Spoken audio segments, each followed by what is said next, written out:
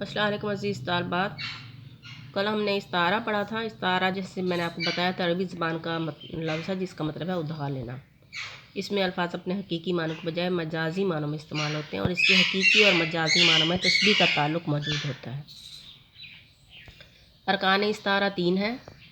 Number 1 मुस्तार लहू, जिस चीज़ या शख्स के लिए कोई लफ्ज़ उधार लिया जाए या मुस्तार लिया जाए उसे मुस्तार लहू कहते हैं।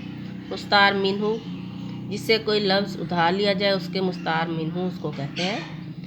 मुस्तार लहू और मुस्तार मिन्हू को तरफ़ैन इस्तारा भी कहते हैं।